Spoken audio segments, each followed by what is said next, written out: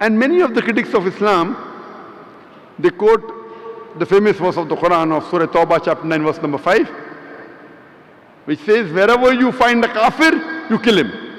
And Arun Shuri in his book The World of Fatwas quotes the same verse, and he gives the reference. Quran says in Surah Tawbah chapter 9 verse number 5, wherever you find the kafir, into bracket, he says Hindu, you kill him. And when you open the Quran, Surah Tawbah chapter 9 verse number 5, and you read the translation, the Quran does say, wherever you find the unbeliever, kafir, kill him. But it is out of context. To understand the context, you start from verse number 1 of Surah Tawbah chapter 9. There was a peace treaty between the Muslims and the mushriks of Makkah. This peace treaty was unilaterally broken by the mushriks of Makkah. By the time Allah subhanahu wa ta'ala reaches verse number 5, he is giving an ultimatum to the mushriks of Makkah. Put things straight in 4 months' time, otherwise a declaration of war. And in the battlefield, when the enemy come, when they come to kill you, when they come to attack you, in the battlefield, when the unbelievers come, then kill them. Don't get scared, kill them. And wait for them in every stratagem of war. This is a verse of the Quran talking about the battlefield. When the enemies break the contract and when they come in the battlefield to fight you, don't get scared, fight them back. And this is normal. Any army general, to boost the morale of his soldiers, he will not say run away. He will say when the enemies come, you fight them.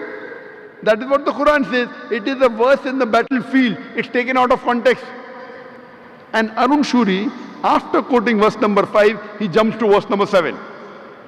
You know why? Verse number 6 has the answer to his sickness.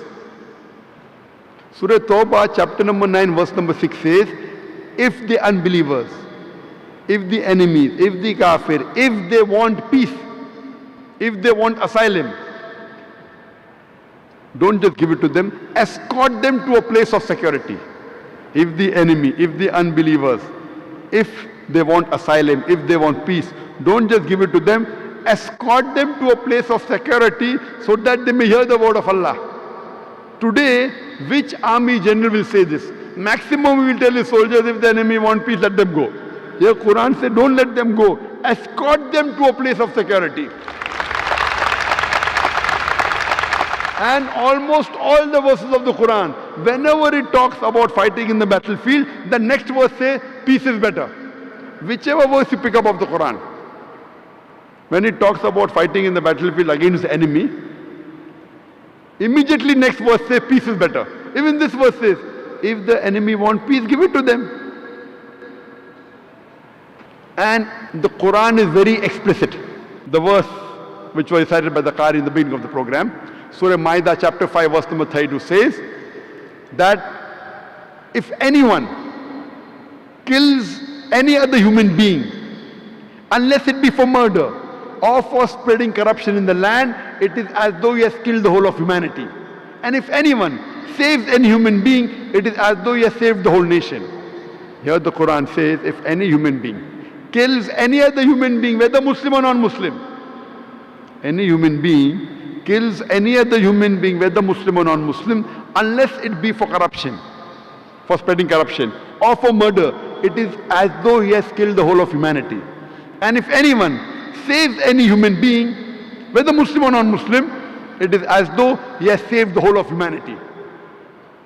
This verse of the Quran alone is sufficient to prove that Islam is against killing of any innocent human being, whether Muslim or non-Muslim.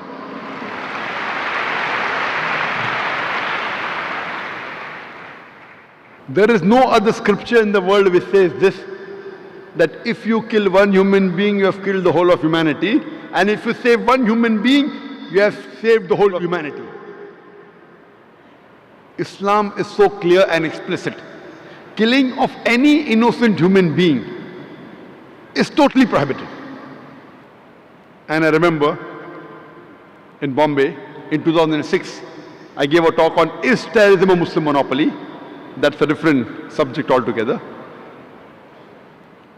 And that happened immediately after the train bomb blast in Bombay. And the situation in Bombay was tense.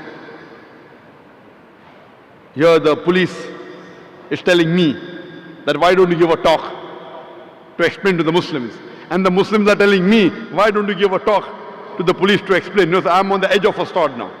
In a sensitive situation, I gave a talk on is terrorism Muslim monopoly, and I gave my views.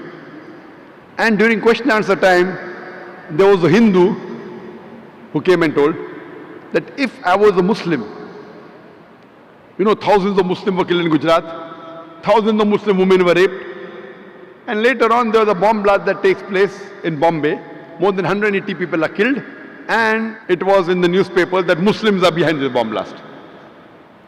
So during question and answer time, this Hindu gets up and says that if I was in the place of the Muslim, and if thousands of Muslims were killed and thousands of women were raped, I would have done the same thing. I would have done the bomb blast in Bombay. And everyone clapped. I told him that what you're behaving is like a normal human being. It's a reaction. Thousands of Muslims are killed, and if thousands of Muslim women are raped. But I cannot do that. I, being a Muslim, I cannot do that because my Quran, the last and final commandment in the Quran, does not permit me to kill any innocent human being. If some Hindus have done in Gujarat, it does not permit me to kill the other Hindus in Bombay. It is prohibited in Islam. Just because some Hindus did some mistake in Gujarat, I cannot harm the Hindus of Bombay. If you catch the Hindu in Gujarat who has done the mistake, give him to the law, give him punishment, I'm for it. But you cannot take revenge by killing Hindus in Bombay. It's not allowed in Islam. Imagine the innocent Hindu who's been harmed, his family forever would become enemies of Islam. Killing any innocent human being is prohibited in Islam.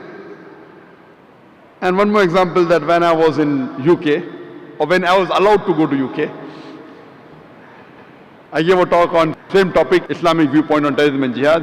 A young boy after my lecture said, Nare Takbir, Allahu Akbar. And then he said, death to George Bush, death to George Bush. I give such a good lecture. Now this young Muslim, on my full lecture, you know, Hindi mein bolte pani pher diya. Means he has ruined my full lecture. Everyone is clapping and he gets up, death to George Bush. And everyone clapped. Then I told him that if you read the seerah of the Prophet Muhammad Sallallahu Alaihi Wasallam, Muhammad Sallallahu Alaihi Wasallam, he prayed to Allah Subhanahu Wa Ta'ala that there were two staunch enemies of Islam. Both their names were Umar. So a prophet prayed to Allah Subhanahu Wa Ta'ala that at least give hidayah to one Umar. And Allah gave hidayah to Umar bin Khattab. May Allah be pleased with him, who became the staunchest supporter of Islam. So I pray to Allah that give hidayah to George Bush.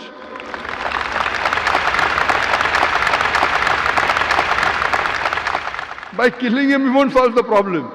I say that give hidayah to one of the two, George Bush or Tony Blair. You read the seerah of the Prophet rather than be emotional. You know, Muslims get emotional. If you read the seerah of the Prophet, you know how did the Prophet deal with things.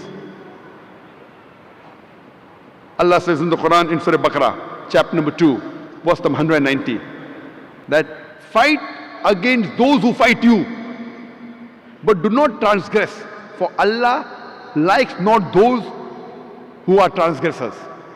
Allah says in Surah Baqarah, chapter 2, verse 193, that fight until there is no more tumult and oppression. Islam is against oppression. And even when we do qital, there are certain guidelines laid down by Allah and His Messenger for qital. That when you have to fight in self-defense, almost all were in self-defense. There are guidelines laid down that when you fight, do not chop trees, do not hurt the women, do not hurt the old men, do not come in the battlefield, do not kill children, do not break down monasteries, do not destroy the temples. Today you find in the all bombing, everyone, women killed, children killed, men killed. If you compare in the complete history of Muhammad Sallallahu Alaihi Wasallam, there were 82 encounters taking place. And 1,018 people were killed.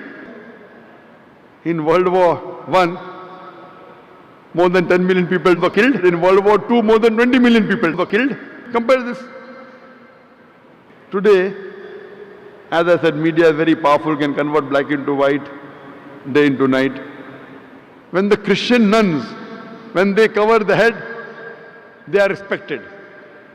When Muslim women cover the head, then they say Islam degrades the woman. Why? When the Sikh wears the turban and keeps a beard, he is called religious. When Muslim wear a cap and keep a beard, he is called as a fundamentalist, terrorist.